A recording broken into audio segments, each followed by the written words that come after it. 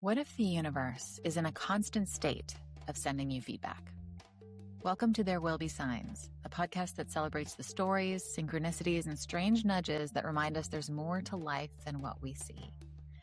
Here we'll talk to deeply intuitive guests and offer practical ways to connect to the magic, whimsy, and unseen helpers that exist around you every single day, because you are supported, dear listener. It may not always feel that way, but there will be signs. Welcome to another episode of There Will Be Signs. Thank you for being here. Hello, Amanda. Hi, Killian. We're just coming off of a long weekend, and we had a nice one. And I have a story I want to share because I have to say, like, these conversations that we've been having with our guests have just been like living in me. I just feel like I'm noticing a lot more in my world. I feel like there's just like kind of more magic coming to the surface for me. But I had a really interesting experience recently because I like to talk about, or I like to ask about omens, right? And I'm still in the process of sort of understanding or trying to understand the duality of like magic, right? Like that there's like the positive side you want to move toward, and then there's maybe like something else that's not as positive, but maybe also protective. Because I remember when we were talking to Tracy and we asked her about omens, and we said, what do you think? And this was episode 2. How do you interpret an omen? And she said, well, I think omens for me tend to be signs of like what not to do. And so they're also maybe protective. It's not like this dark, forbidding thing. So my story is that my friend and I were catching up. And I've been going through, I'm going to get vulnerable for a second here, share this with the internet. Be nice. Please be nice. It's okay. Everybody's in their own place and will have their own judgments. But this is a tender subject for me because I've been going through some challenges in parenting. I have a daughter who's 5, and she's just going through like normal stuff. She's been going through the normal 3 to 5 arc of testing boundaries. Like all the stuff she's doing is normal. And for me, it has been highly dysregulating because it's been triggering a lot of like inner child wound stuff that I like just have not healed or processed. And so the beautiful thing is it has led me back to therapy, and we're doing a lot of really good work on that. And I'm feeling a lot of shifts around that now. But I've also been navigating a lot of grief because I feel so bad that like her normal kid behavior can trigger such like intense dysregulation in me. And it shows up as, best case, it's like bracing, where I'm like, I'm doing my best. I'm handling it in a way that I want to be handling it. But inside, I feel like really tight and like edgy. And then in the worst case, it's like I end up yelling, right? Or like I just end up behaving in a way that like doesn't feel like it's helping the situation at all. But it's like instinctual. Like that's what feels good. Yeah, just like you kind of come off the rails a little bit. Normal. Yeah, and then you repair. And so I was expressing that to my friend in a voice memo. I was walking outside and I saw a bird that was dead on the ground. Beautiful little bird. And I remember saying in my voice memo, ooh, like I see a dead bird, and that feels like, what does that mean? And I'm like, okay, well, I'll put that to the side and I'll keep going. And my friend had sent me a voice memo that I hadn't listened to yet. And so when I wrapped mine up, I listened to hers, and I want to talk about this in a way that just protects anonymity. So I'm going to be super vague here, but she was telling me about a woman she knows who was having a really hard time. And it was a really heartbreaking story. And she connected some dots to like what led to this hard time was criticism, that this person had felt a lot of criticism. And then I saw, like in my mind's eye, the bird just like flashed into my peripheral. I was like, oh, I realized it was like this like light bulb moment. Like I had just been talking about my daughter, and then my friend's telling me about this person who is somebody's daughter. I realized that what's going on for me that was so challenging is that I have been feeling a lot of criticism, not toward my daughter as a person, but like toward her behavior. And the way that I'm protecting my dysregulation is by like feeling critical. And I can tell, like, when I'm in that zone, like so much of that energy that I'm feeling is like, oh, I just want this behavior to stop. So I'm judging the behavior, right? Yeah. And I guess my point is that like the bird to me in that moment, like the kind of hit that I got was like, hearing my friend talking about this woman, it's like this fallen bird, right? We all have such potential to feel loved and good. And sometimes when you get a lot of negative feedback in your life, it can impede your ability to fully fly. And Uh-huh. for me, it felt like what a powerful omen for me. Like, what a powerful wake up call around, like, Mm-hmm. just make sure that you can catch yourself when you are feeling criticism, because that is Uh-huh. the insidious thing that can get in the way of connection.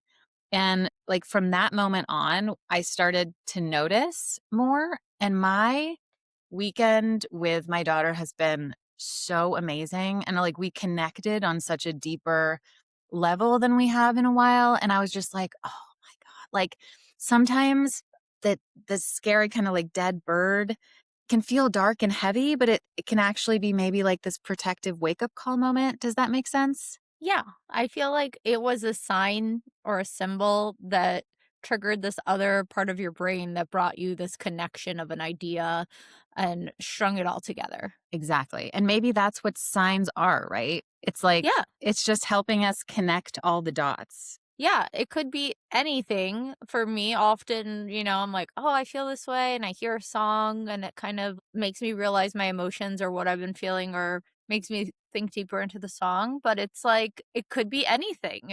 And however it makes your brain kind of click those Yeah. puzzle pieces together, that's the important part.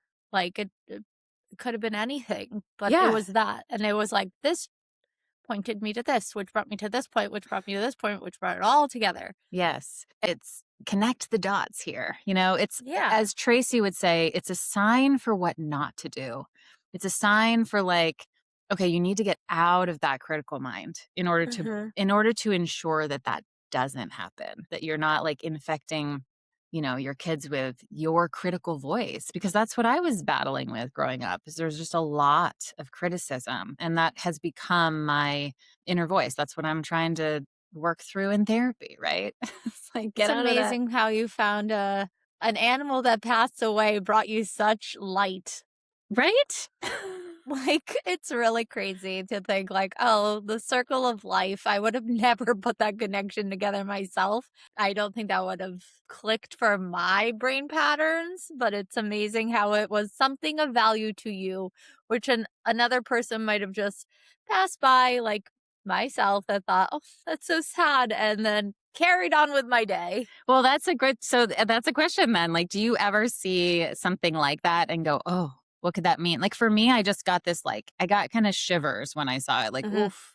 Shivers of sadness, maybe, but not of like a, this is a sign. Like, Interesting. that's not my versions of signs. Yeah. I don't have like an example of other things that frequently pop up, but Yeah. yeah, like, For you, it's mostly like it's pointing you in a direction. Like it feels like positive. Like when you see a sign, you're like, oh, this is a sign. Like this is a synchronicity. yeah, little fun. Mine might be a little bit more cliche or something, but a rainbow on the new year. Yeah. Like, oh, it's Yeah. gonna be a great year. Then usually you Mm. look back at the year, you're like, ugh, that year was all Like, right. was it? Was it? We're hopeful. We're Let's all hopeful dissect that that first rainbow a day. little bit. Yeah. Every year, that first day always sounds great in theory, but Uh-huh. no, we all have our own things. Poor dead bird. I know. But hey, like it Served a greater purpose for Killian. well, for me maybe, yeah. I hope it lived a very happy life, and then of course I'm really sad when I see animals. Of course, we don't want to see it. But No. if it served a dual extra, gave an extra gift beyond It the did give me a sidewalk. gift. It gave me a really, really, really valuable gift. And good on you for recognizing it. Could have just walked on by, been a little Just sad. that's what this pod is about. You could have just walked on by, but there will be signs. That's right. I will say one thing. Mhm. I spent the weekend with a lot of friends, Mhm. and guess who did everybody's body graph charts? You. I was like, I think I know. Now, after our call, I was like, oh, I think I know what that means. And as soon as I saw my friend, I'm like, you're this, and you're definitely this. And were you right? Well, there was like one person that I don't know that well yet as part of the mix, and so I couldn't spot that one. Yeah, fair. But one was blatantly obvious. If they're a manifesting generator, you can see them a mile away, You can see him especially if coming. you know them well. Yeah. Or if they're a generator, you could probably point that out, which I did, and everyone thought that was so interesting. And Mm. we did the little charts, and then we did a little screenshot, and I sent it, and I said, "Read about it on your own time." That's right. And listen to our episode with Debbie, right? Yeah. How fun. Should we do a quick intro? Yeah, because I was going to say, speaking of Debbie, Melissa, who's going to be on today, was actually her mentor and the woman who trained her with Reiki. So, Melissa Amos is the founder of Akashic Reiki and a voice at the intersection of psychology, spirituality, and success. Her work challenges the idea that we're broken and instead shows people how to evolve beyond conditioning and lead from who they truly are. Melissa is the author of Memoirs of a Mystic in Training and hosts the Mystic in Training podcast. So you should get on that podcast for sure. So I'm really excited to speak to her today, especially since we had such a lovely conversation with Debbie last week. Absolutely. Melissa, welcome. Thank you for being Thank you. here. You are the founder of Akashic Reiki. So tell us a little bit about that modality. So I've been working with the Akashic Records, which are your soul's library, for a number of years. And what I've always known about the Akashic Records is it's not just about, yes, they're a record of the story of your life. Actually, when you enter this space, we're entering this frequency that holds this incredible energetic integrity, which is of non-judgment, of unconditional love, and this knowing that as a soul we're always meant to be growing. Yet everything that I was seeing in the space about the Akashic Records was really focused on, well, who were we, what was our understanding of our past lives, and using that as a tool of awareness and healing and understanding, which is great because it works incredibly like that. But what I kept receiving was this understanding that the Akashic Records or the field wants to work with us in a different way. Or perhaps another way of explaining it is the field holds a frequency that we weren't accessing to its full potential. Now, it actually happened when I was in Bulgaria on a business retreat. And I was asking some really interesting questions. Things like, how do healers and spiritual business owners like become comfortable with holding their power? Why is it that I see so many gifted people that are incredible at what they do, but they're not achieving the levels of success and the levels of understanding and awareness and clients that their soul is driving them to? And there's this kind of like intersection where I kept seeing them fall down. And yeah, I was asleep as you do at 3 a.m. and I got woken up. If I was very lucky. It was this beautiful house overlooking the mountains. 3 a.m. rolls by. I was sleeping with the window open or the door open, and something told me to go outside. So I did what I was told, went on the balcony, and I can only describe it as this attunement download channel. Something just came through me. And it came through a bit as a journey. I didn't know what it was, but I received this frequency, which through the form of a flame. I kept seeing this flame.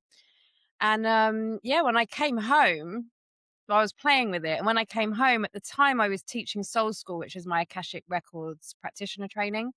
And I thought, you know what, I'm going to pass on this attunement to my students. I passed it on, and that's where everything just changed. Because what they were sharing with me is that now it was as if they could hold the frequency of the records through their hands and do it through hands-on healing rather than just through, conscious through speaking and through reading. Also, the way that they were receiving the information seemed to really change. So I got really curious, and I'm a psychotherapist by profession. And what I did is I took all my psychotherapy work, brought it into the Akashic Records, and I was like, all right, let's play. What works, what doesn't, what's going on? How does this work with soul growth? And from there, Akashic Reiki was born. Wow. Wow. That's amazing. So what does Akashic Reiki look like? Does someone come in for a Reiki session and you're hands-on? Are you quiet and channeling while you're doing the work and then you let them know what comes through for you? Or how does that process look? So there's different ways that we can work in it. The main thing is that we have access to this frequency. So it can come through as simply as through a hands-on healing, like you might do in a Reiki, in a traditional Reiki practice. Uh-huh. However, as a psychotherapist, I really understand that our human mind often wants to get involved. You know, sometimes when we're lying there, we can, you know, we stop questioning things. We're kind of looking for stuff, etc. So what I created as part of the practitioner training was a number of protocols or interventions that we can use. So we can be having a conversation. We might be guiding you through different hand positions, different somatic experiences as well. We work also with eye movements and with conversation. So what's Mhm. going on? You know, we're working very much at the mind, body, soul level, like nothing's left behind because we're whole humans, right? We need to bring our whole self into the conversation. Hmm. I have a few questions and they might not be in the right order. Okay, go for it. Okay. My first question is, Yeah. what do most people look for going into this? Or is there like a common question that people go in saying, "Hey, I'm looking for this." For me, it's this understanding that our soul and our human are often, you know, butting heads, right? Mhm. Our psychology and our nervous system is like super strong. And I think what we often find is we come to like a point in our lives where what was isn't comfortable anymore, but we don't Uh-huh. quite know what's on the other side of it. And it seems like there's something bigger than us that's pushing us into something more. And we can't quite understand what it is. Or maybe some of us more, you know, spiritually aware people are like, that's my soul giving me a nudge. But we Uh-huh. realize that there's something that's getting in the way or stopping us. We find ourselves keep repeating these old patternings. So that tends to be what we're The working start. with. Yeah. Yeah. And it can be like a physical symptom. So it can be, you know, something that's going on physically in the body. It is very often emotional. Um, but it is quite often this sense of like maybe like dissatisfaction is a good way to put it, Mhm. or Mhm. unease that they're like, I want to know more. And the Akashic records have always been a place that can help provide those answers. Yeah. And how often would you say your clients come back? You said because now it's kind of like a therapy.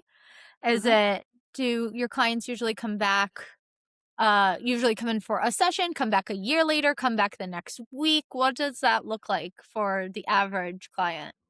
So when I was developing Akashic Reiki, another one of these great questions that I was asking was, what is healing for? Like, why do we Uh-huh. heal? And Mm. the answer that I kept seeing in psychology and psychotherapy and healing and the doctors was, we've got a symptom, it's broken, let's fix it. Hmm. Right. And I'm like, that's hold on a minute. That's not why Master Asui channeled Reiki. Because I don't think like the universe was up there looking at us as humans going, look at those broken humans. Let's send them something to fix it, right? It doesn't make sense. And so I asked the question and it came to that healing is an evolution path. It's really about us coming more into our soul expression. And our soul's expression is expansion, right? It's continual growth, continual evolution. Why I'm prefacing with that is that's how I treat my clients. And it's not a case of come to me, you've got this problem, let's fix it. Uh-huh. It Uh-huh. might be come to me, you've got this symptom, you've got this dissatisfaction, let's explore it, let's understand it. And because of that, my recommendation is that we work together for 3 months or 6 months or even 12 months. Because it's Uh-huh. not a case of, right, let's just fix it and now our life is free. It's like, Yeah. how are we growing? And, you know, and as we break through one identity or one limitation, then, you know, the next thing comes up, not because we're going down a broken spiral, but because we're expanding into more of who we are. Hmm. Yeah. We're always growing. Okay, Yeah. thank Right. you. Yeah. You're Do welcome. you mind expanding on your I love this. I love just diving into everyone's different beliefs about like kind of how the universe works, right? Like Mhm. why we're here, Yeah. what we're connected to. And I know kind of the idea that I like is that we do have a lot of incarnations. We've lived a lot of lives. And that, to your point, that we're constantly kind of evolving, we're learning. And as we independently are learning, kind of this like consciousness is learning, right? For sure. Through our experiences. Can you expand on how do you interpret the why of it all? It's a big I just question. got goosebumps. I was just like, oh, this is the exact sort of question that I bring into the Akashic Records for the Mm, last 9 years, nearly 10 years I've been working in the space. I'm like, what is the purpose of life? Why on earth are we here? And the Akashic Records gave me a really elegant answer. And we can mhm. go as deep or as kind of surface on this as you want. We got the time. Let's get Let's comfortable. Dive in. The headline is the purpose of humanity as expansion, that we're expanding into consciousness. And they gave me this was years ago, they gave me this really beautiful kind of visual. They showed me this pool, and the pool, if you imagine like a round pool, and in the middle there was this bright white light with like a spring, yeah, like a water spring, right? Mm. And then all around it was the colors of the rainbow, right?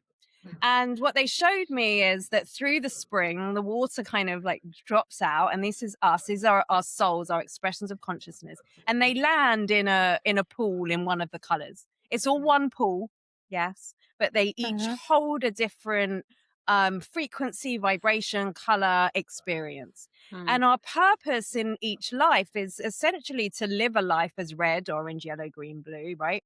And to live that life, understand who we are. And oh, this is where it got so good, right? That as we really land into each one and we kind of progress through, it's not a hierarchy. It's not like green is better than red. It just is what it is. But we need to expand all the way through. Why? To come back into the white light. Now, why this makes sense physically is if you think about white light, right? It's not the absence of color. It's a all the combination of all colors. the, right? Yeah, like a prism. Like a prism. And so what they just showed me that, and I had to decipher it. But what they showed me from that was that we are meant to be living our lives as the expression of who we've come to be. So we need to know who we are fully, and trust who we are and become who we are, right? So there's kind of 3 stages to that. And that as we do that, we move through these different experiences, and it's almost like you could say like we collect them or we expand into them.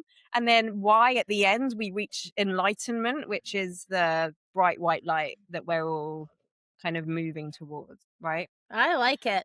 Yeah, it makes sense.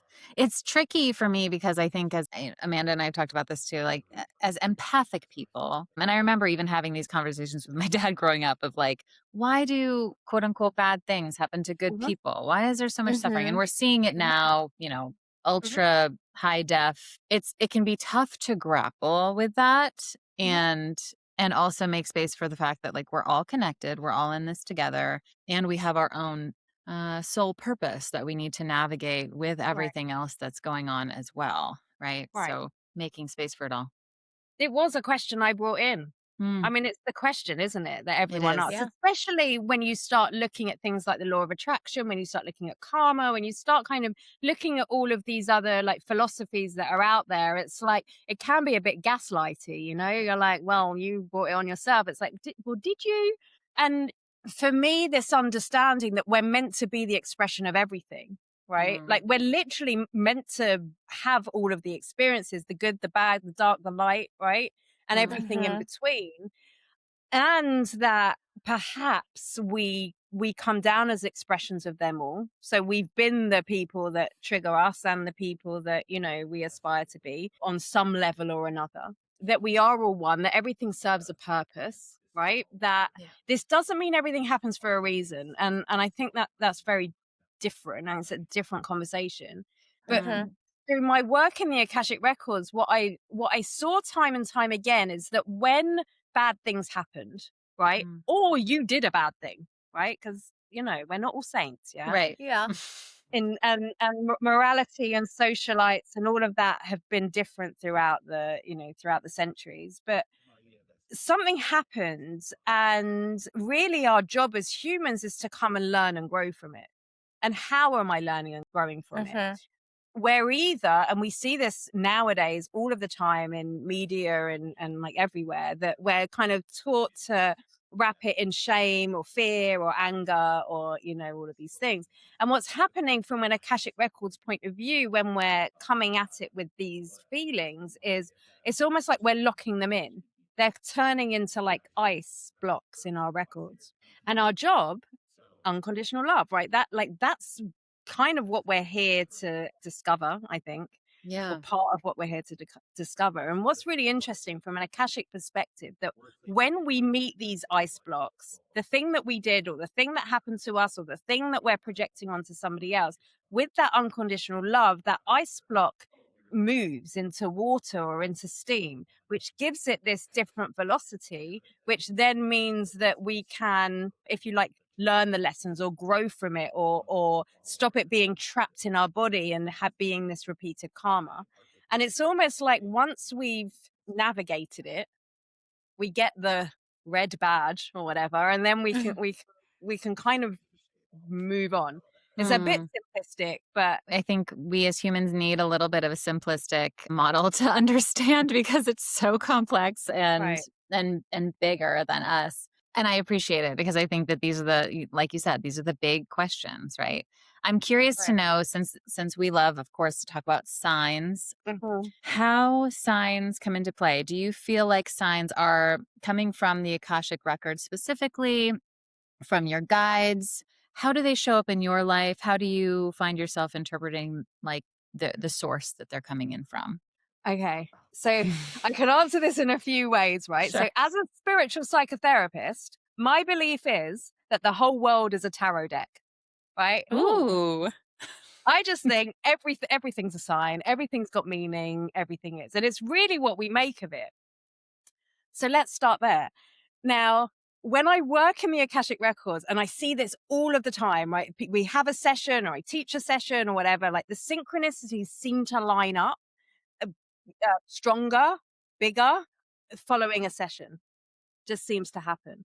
So do they come from the Akashic field? Maybe. They certainly come from somewhere. I think they're there all the time. I think it's up to us as humans to notice them, to ask for them, or be at least be open to them.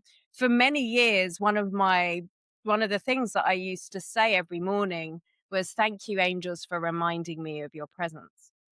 That came from Kyle Gray, who was one of my teachers. And I would say that, and every morning there would be something somewhere.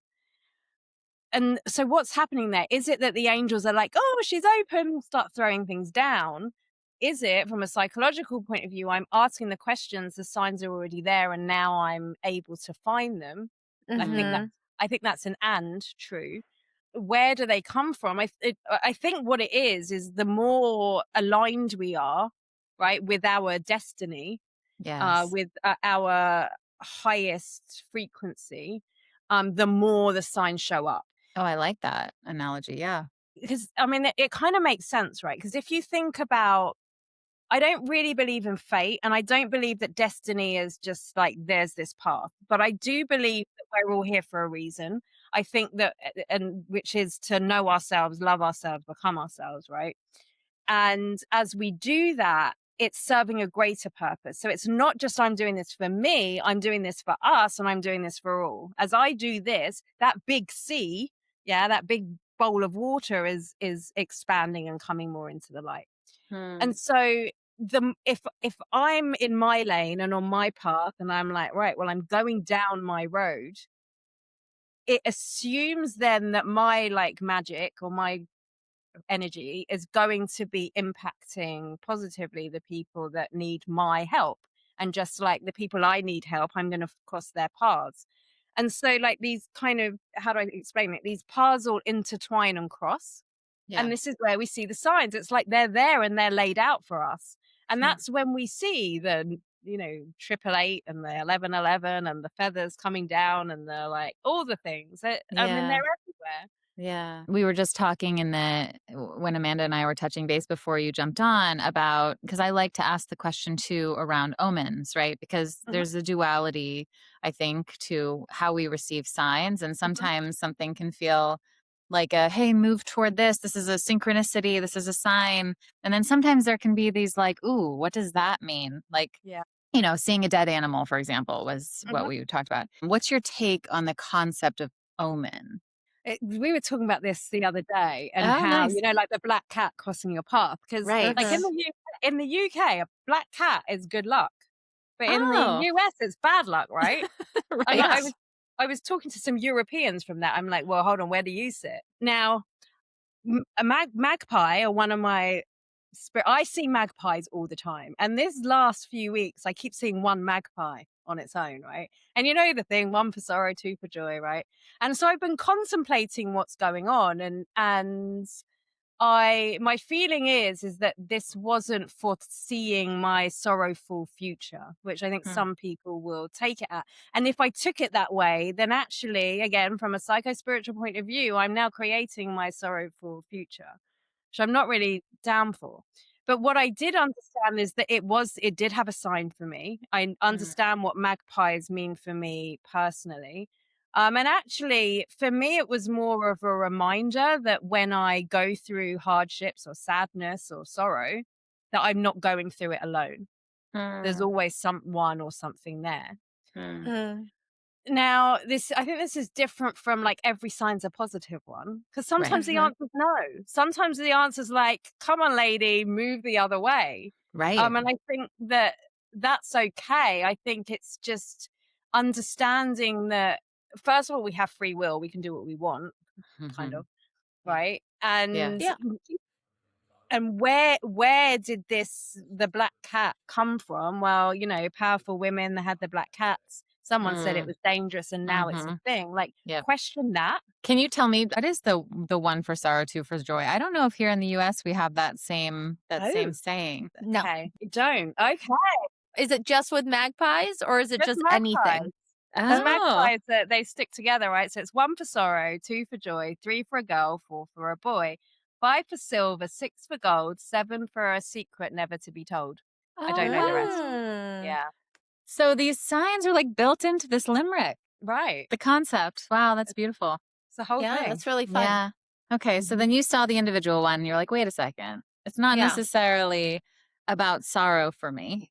I think it comes back to, how am I approaching this? What is it showing me? Yes. Because just like I was saying about how am I recording in my Akashic records, right, with the guilt, anger, shame, fear. If I see this and now I'm in fear of, oh my God, my life's going to fall apart, right, then that's what I'm creating in that moment. That's where my psychology and where my nervous system, where my energy is focused on. And now I'm starting to create this thing. Yes. Right? Yes. Which I'm not down for. Like, the magpie had a sign for me. And maybe it was to do with, something that I'm moving through or something that I'm going through. And it's not like, oh, I don't have sadness. Of course I have sadness. Like, I'm a human being. Right. But actually it comes into like the gratitude. Thank you for reminding me of what I'm here for. Thank you for giving me the message that's here for me, rather than like, oh no. Yeah. We're all right. Right. It's not like this death omen, right? Like, well, something bad is going to happen. I feel like the way I've experienced it has been more of a protective energy of like, here's what you need to pay attention to avoid going down a path you don't want to go down, right? Or here's something we need to work through to get to that next level that you want to be at. It's thinking also like, what are you asking? Because our brain just goes off on its little tangents, doesn't it? And it starts, So one thing that really changed how I show up in the world was like asking good questions like this. Thank you, angels, for reminding me that you're here. It's giving me a focus. And if you actually listen to your brain starts delivering you a whole load of things, which most of them aren't helpful. And so when a sign shows up, it's important to kind of take stock of, what was I asking? What was I putting out there? What was going on in my psyche at that moment? And then that might be an answer to that particular thing. Yeah. Like, I work with tarot or oracle cards in the same way. The world's a tarot. And when I've got a deck of cards, they're sitting there and they're giving me a snapshot of what's happening without me having to go out into the world. It's like I've got the rich imagery in here. But same thing, it depends on what questions I'm asking. It will depend what kind of answers it gives me. Yeah, everything is a mirror for your experience, right? Sure. I'm curious, when you are making your decisions in your life, do you tap into the Akashic records? How do you sort of navigate? Do you look for signs? What's your strategy for approaching decision making? It's a great question. And it's something really important because I used to outsource a lot, either through my cards, through my signs, through my mentors, through whatever. And I still do that to a degree, but this all came through Akashic Reiki. Like I started to realize that we have these different operating systems that live under the surface, which is essentially like our soul or our true self that sits in the middle. Which is always there for expansion. And then we have these, I call them overlays in Akashic language, which are like the conditions and the trauma responses and the beliefs and the values and all the things that we have which sit on top of this. And really, our decisions are coming from one or the other or a mixture of a few. And so my first thing is, where's this coming from? And so actually what I do first is I go dwell in my soul. I'm like, all right, let's dwell in my soul. What's coming up? And it will give me an answer. And then it's not, let's ignore this. It's then now what's coming up? What resistance? What limiting beliefs? What's coming up that's telling me I can't do this? Because my soul's not going to, feed me stuff I can't do. It has such faith in me. But it's these things. So I will look at all of that. I can't say I 100% make my choices from my soul, because sometimes these things are, loud enough or believable enough or easy enough to stick with. But that's what I do. And then I ask for a message, a sign. So I might pull a card. I might, I'm not asking the cards to tell me what to do. I'm asking, what do I need to know? I might be, if there's two choices, if I go this way or that way, what do I need to know? Right. And then they usually, there's advantages both ways. Right. There's no wrong path, right? There's no wrong path. And the important thing is, whatever choice you make, again, from an Akashic point of view, right? So you do all of this and the Akashic records are kind of like leading you there, right? So then you're like, right, I'm going to make this choice. The best thing that you can do is go, I make this choice in coherence. My soul, like my overlays, everything's coming in and this is my choice. This is what I'm doing. There's no other choice. And now I'm kind of letting go of everything rather than, what we do. And we keep going back and we're like, well, maybe I'll be half in, half out, which when I take that into the records, it shows me this kind of scattered energy.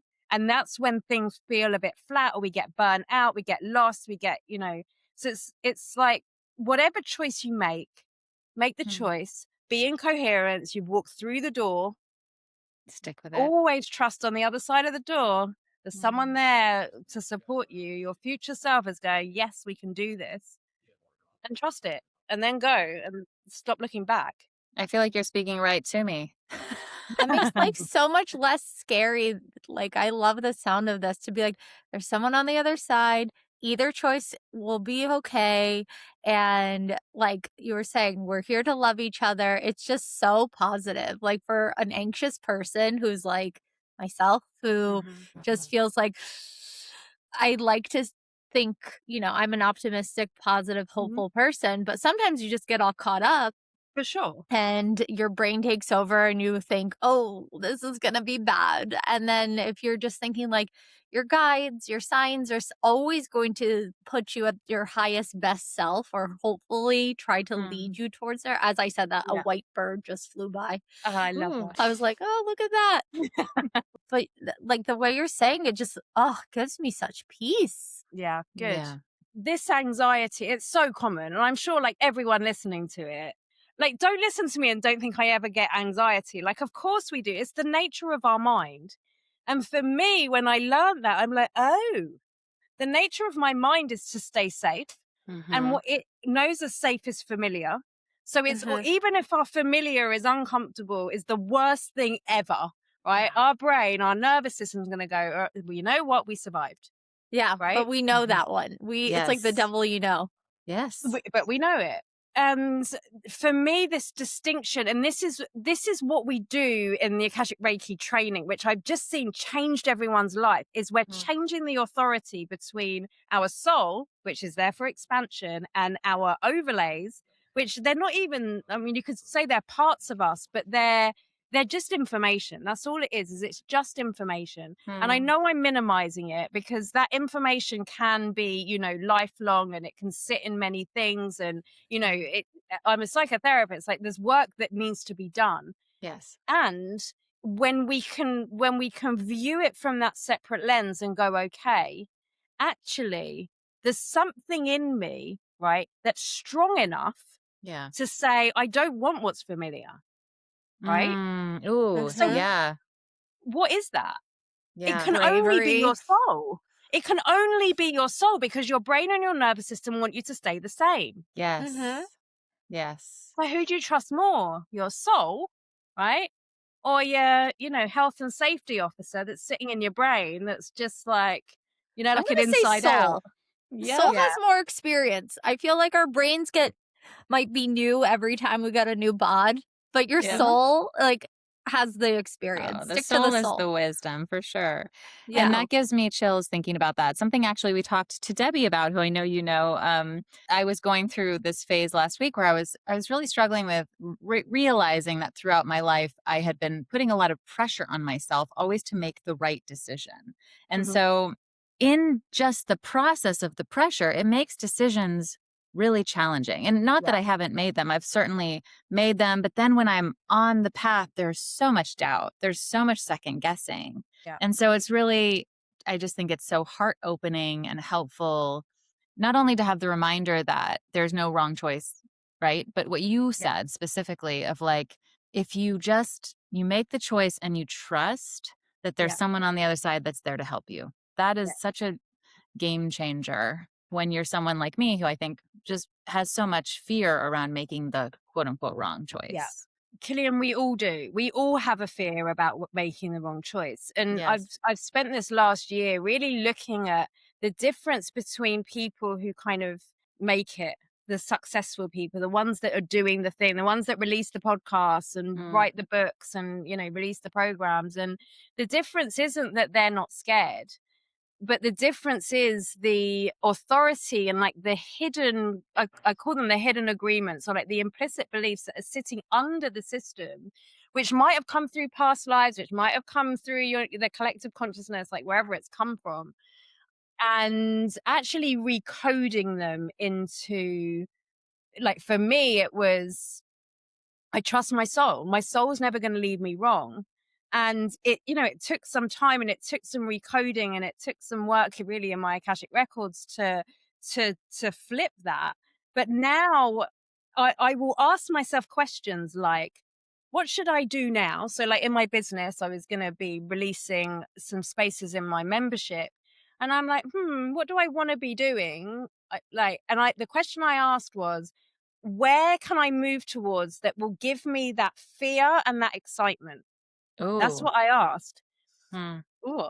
And it brought to me a program that I wrote last year called the Success Codes, right? Which is about what we're talking about. But it's a very different relationship I have now because I've realized something, that this thing that I called fear for so long, and I was like, oh, I can't, I'm scared. My intuition's telling me no. They're giving me dead animals on the path, right? Because I'm scared, right? Is actually my psyche going, or my psychology going, whoa, we're moving into the unknown. I know that my soul wants me to go in the unknown. So if I move towards my fear, I'm moving towards my growth, I'm moving towards my purpose. This is where I need to be. And it's like I reframe fear as an invitation, right? Into more. Ooh, yes. Okay. So I have so many questions I actually want to ask you, and I want to back up and ask you how you found Reiki specifically. Before I do, here's a question for you related to what you were just saying. So, and the example I'm going to use is that, so my daughter is 5. We just picked a kindergarten for her to go to. the way the school systems work here is you kind of select a school and there's a pool of them you can choose from, right? So we selected one, we committed to it. And then we started to see, my husband and I started to see like all these other school names pop up. Like we were on walks and we would see someone would have a sign in their yard of this other school that we were thinking about that we chose not to go to. And we truly love the school that we chose. Mhm. When that kind of thing comes up and then creates those seeds of doubt of, oh, is this a sign we should have gone to that school? You know, like, is this a sign? Is it Right. similar to what you were just saying where it's like, it's almost like the fear brain starts to come in and maybe misread some of those Sure. signs? For me, that comes back into the coherence conversation. It's an invitation. It's saying to you, if you think it's a sign, right? It's the universe saying to you, "Are you sure? Why did you pick that school? What was it about that school? How much do you trust your judgment from that school?" Right? And so it's an invitation. It's not, oh, this other one's better because it keeps coming up. Yeah. I mean, you can ask that. You can be like, right, if the other school's a better choice for my daughter, then Sure. show me, right? You can ask, and I think that they'll deliver. You've got to get out of your head about it. But from an Akashic point of view, what's happening in this moment, you've made the choice. So now the line has appeared. And then every time you're like, oh, should I? We're now creating these like alternate timelines essentially that are now running, and that's where the confusion is because you're jumping.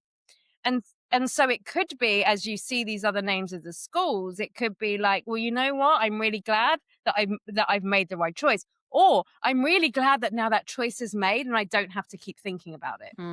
Right? Yeah. Or I'm going to go and look into this school and see if I get that feeling or that knowing that it's a better choice. And if it is, well, yay me, I've made another, I've created a new reality. Yeah, it's interesting. As you're saying that, I'm realizing it did kind of push us to really reinvestigate momentarily, right? Like, oh, but we really love the choice we made. You know, it's like revalidate almost. This was right for us, though. Here are all the reasons we made this decision. That is a really interesting take. I like that because I do think that comes up for a lot of people, right? They make a choice and then they start to see the X. You know, their X starts showing up and their name and everything. And you're like, but I thought I was behind that. Or that was behind me. If you think that we work in spirals rather than a straight line, really that's more true. And so when we see the X or the other school, it could just be, okay, I'm seeing it from a point of view. And yes, it's an invitation into what? Into what do I believe? What am I still holding on about that? Why am I still doubting? And from an Akashic point of view, like the Akashic Records doesn't really care whether something's happened or it's not happened. But if you're thinking about it, if your focus is on it, if there's attention there, you're creating the record. It records everything that's happening at all times.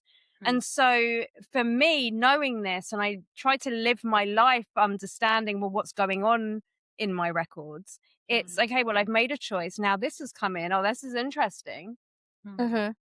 What's it inviting me to do? Because the moment I now start living in 4 realities, I'm scattered.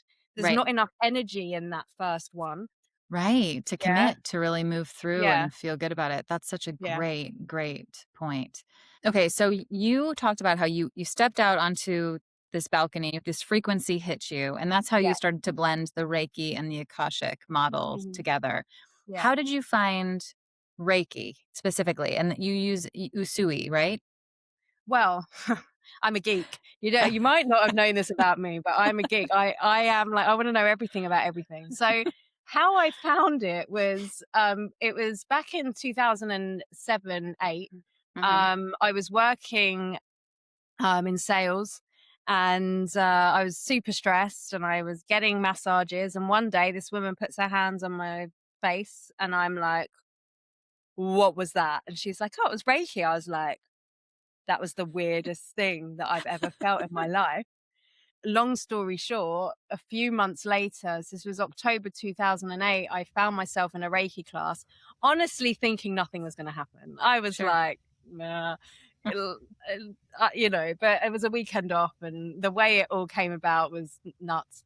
And I took this Reiki class, a Sui Reiki, and I felt this energy move through my hands, and I was like, whoa. Because I'm quite scientific. I'm an open-minded cynic. Like I want things to, I'm a bit of a scientist really. But now I have this evidence of this energy in my hand. I was starting to get these psychic experiences while I was doing Reiki, and I was like, okay. A month later, I quit my job. Wow. And started another thing. I was training as an NLP practitioner. And then, so since 2008, I have done Asui, Karuna, Seikem, Holy Fire, World Peace, Crystal. I have like done all the Reikis, mainly because I'm just intrigued. I'm like, Yeah. what's the difference? Like, what's going on? And I love it. That's beautiful. Yeah. And so, okay, wait. So we didn't ask you this, but what is your sun, moon, rising sign? Pisces sun, Okay. Virgo rising, Okay. Leo moon. Oh, I love that combination. Maybe the Virgo has something to do with that science mind too. Yeah, and it's the duality, right? I'm like my inner perfectionist and my outer like, woo, let's just go with the flow. Yes. It's been an interesting upbringing. I can imagine. I can imagine. Well, you have your sister signs. You know, Pisces and Virgo are sister signs. Yeah. So you're very complete in that way. I'm complete. Yeah, I'm like 27 degrees of Pisces, and it feels like this is my last incarnation on a Really? yeah. So we'll see. If you have a client, do you ever feel like this person has a lot of records? They've lived many souls versus another person. You're like, you're a baby. You're like brand new to the world. Do you ever like, can you sense those people or can you even notice them just as a person walking in? Yeah, I mean, yes and no, because I actually don't know if it's as simple as that. Because once you go deep in the records, like if you've ever heard people who have had their Akashic records read or had past life healings, right? And how many people are like, I was Cleopatra in a past life, or Yes. how many people are like, I was one of the disciples, and you're like, or the one that always comes to me was the Oracle of Delphi. Like I have many clients who were apparently the Oracle, right? And it got me curious. I'm like, well, how can all of these people feel like they're those? Like, I don't think they're making it up. I don't think that the reader was necessarily, just saying something to please them. But I think that I'm not sure it's as simple as this is my soul and these are the incarnations that it's happened. I think that we have soul families or soul groups and that we have access to their journeys and their learnings. And so the Cleopatra lineage, if you like, or the Mary Magdalene lineage, I think there's people who may not have been her, but they're in their ancestry or their expressions of her. Right. So it's not always as easy, but Amanda, yes, sometimes you're like they're newer on their journey. They've only experienced the red and the orange, right?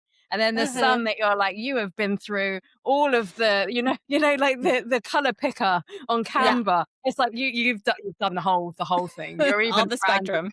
Yeah. Hey, Amanda, do you feel like you're a young soul or an old soul? I think old because I'm also a Pisces, kind of at the end of the zodiac. But that's the reason. And I feel like genuinely happy in life. And I feel like it's because I feel very truly blessed and lucky for all the things that have happened to me. And I'm like, there are so many other hardships. And I just am grateful for all the good. And I feel like that comes with some sort of wisdom and experience. Yeah. That you're just like, there were harder times. And at this point, I'm in a very peaceful time because I can really appreciate what I have. But at the same time, I'm like, maybe I'm happy-go-lucky because I haven't gone through enough stuff. So who knows? I don't know. It could be one or the other. I wouldn't say I'm in the middle. You'll have to get a session and see. I'll have to get a session. Although I do feel like I was a lady in some court. I'm not like a queen. I'm not necessarily a princess, but I'm like their bestie. That will be like, nice. I don't want to get my head chopped off, so I'm probably going to agree with you. But I'm also there to help you out. I can see it. I like that. That's the best case scenario. That's my only version of anything that I could have had in a past life. It would be very interesting to see what the records say. It's true. Akashic Records readings are fascinating to me and have always been felt very profound when I've had them done. I'm curious a little bit Melissa, I read your About Me page, and it mentions that your grandmother was a hypnotherapist, right? Was, yeah. And this was, I imagine, at a time when that was not a very trendy thing to do. So what was that like? And what was your, how was Especially for a that for woman. her? Yes. I know, Yeah. what a warrior my Yeah. grandma was. You wouldn't think it, right? She was like the sweetest, most glamorous woman. Yeah, she actually was a pianist by Mm, profession, and she back in the like late 80s, I think, is when she started. She trained with the originals, right, with Bandler and Grindler and with NLP, and she did tapping, TFT, like the original pre-EFT with Roger Callahan, who was the creator of this, and yeah, she did hypnotherapeutic work, and she helped me so much mm, because from when I was young, like 8, 9, 10, she would just take me when I'd go to see her, and she'd put me on her couch and she'd take me on these little journeys across mm. the Rainbow Bridge, she'd call them, and Wow. she showed me really how my imagination's so powerful.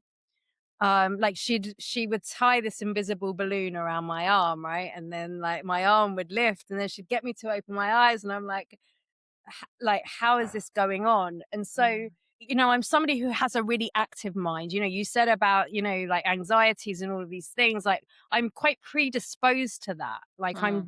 I'm in my head a lot. And she really gave me this gift of, I have the power to direct my mind into these safe spaces, into these imaginative spaces. And I can use that for healing and growth, changing my states, when I was nervous, into be like for exams and things, to be more confident. The biggest thing she did for me, and she didn't know she did it, but she did it. I was meant to go and see a hypnotist, a stage hypnotist. And I go to her and I'm like, oh, I'm going to go and see Paul McKenna. And she's like, no, you're not. Like, no offense to Paul McKenna, but back then he wasn't doing therapeutic work. He was Mm. making people, dance around like chickens. And she's like, no, you're not going. And I'm like, no, I'm like, I want to go. And she went, okay, I'm going to do a session with you so that he doesn't like mess with your mind. And I was like, fine. And so she took me under, and she gave me this command that I would only ever be able to be hypnotized if it's for my highest and greatest good. Wow. Oh, I It's like the goosebumps. best protection spell ever. Yeah. Honestly, like from that day, it was really weird, right? Because I would stop just falling for things, like adverts and like propaganda and like all of these things. I would just kind of see all my friends. I was 16, 15 maybe, and they'd all be going down this park, and I'd be like, why are you all buying that new drink, or like, why are you all doing this? Because I think I just kind of snapped out of the days that Wow. so many of us are in. Don't Can we you all snap need that? America out Yeah, of we that all days? need that. Well, I'll just come down and implicitly. We'll get you a good radio signal. Yeah, Okay. send a frequency to the United States. That would be wonderful. Oh, wow. That is beautiful. That is really beautiful. And Yeah. when you started your work, do you feel like you really tap into her energies? Or is it just kind of just part of your lineage and that feels good?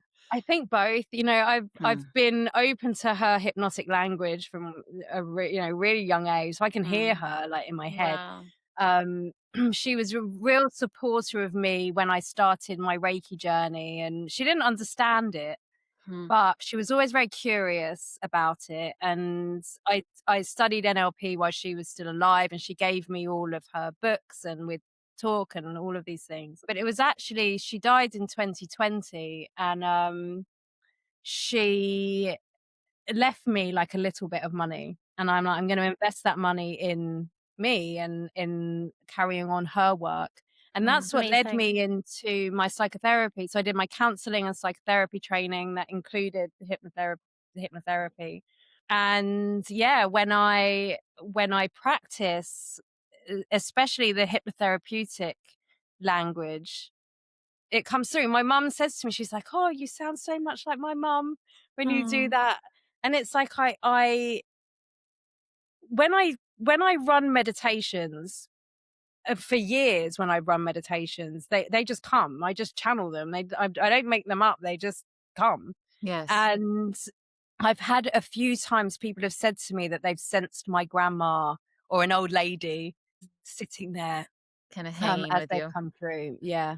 Wow, that's lovely. What was her name? Molly Ann. Hmm.